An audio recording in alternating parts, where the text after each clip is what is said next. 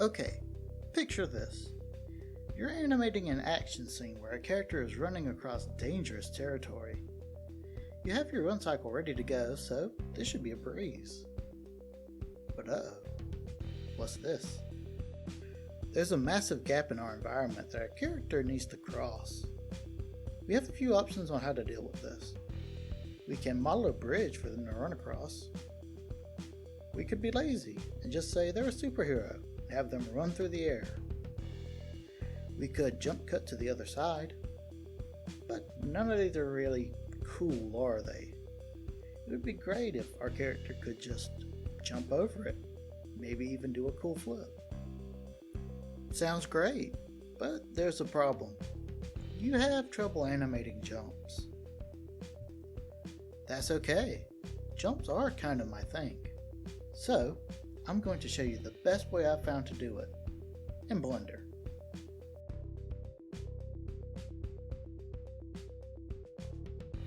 First, we need a character to animate. Yeah, he'll do. Now we need a gap for him to jump over. Perfect. So, I'm going to assume you already have your character at the gap, ready to jump. Now we can get started. The best way to have a character jump a gap is for them to move in an arc. To move in an arc, you simply need to rotate around a central pivot. So in between the two ledges, let's add in an empty. This empty will allow us to rotate around a specific point that is not connected to the character armature.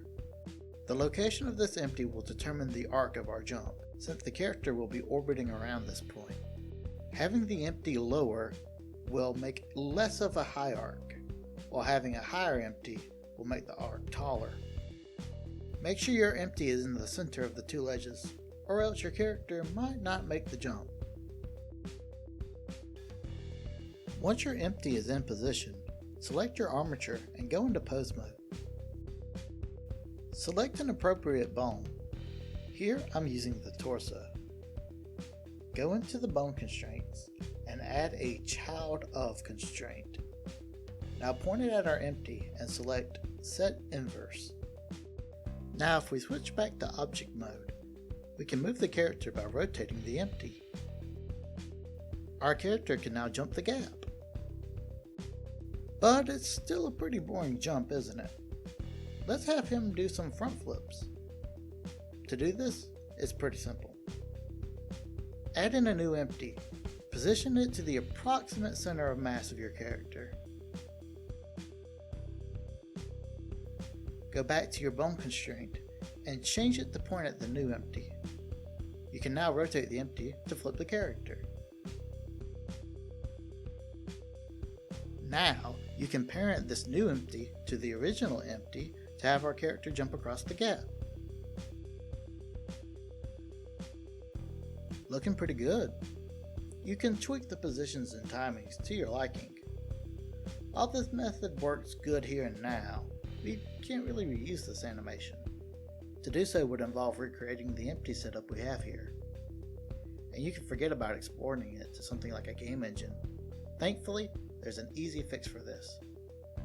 When you're finished polishing your animation, select the bone that you attach to the empty. In the menus, go to Pose, Animation, Bake Action. Set the appropriate range of frames to bake the animation. Make sure that only selected bones, visual keying, and overwrite current action are selected, and that bake data is set to pose.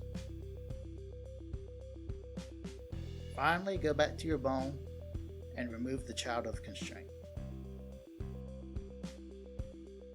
Now that our character is moving based off keyframes instead of the empties, you can hide or just delete them. This action can now be easily exported and reused. Feel free to experiment with our setup. Maybe have the empties move around while the character is jumping. Maybe have more empties. I've put together a little animation to show off this jump, so stick around for that. I hope something in this tutorial was helpful, and I wish you luck with your animations. Now, go make some cool stuff.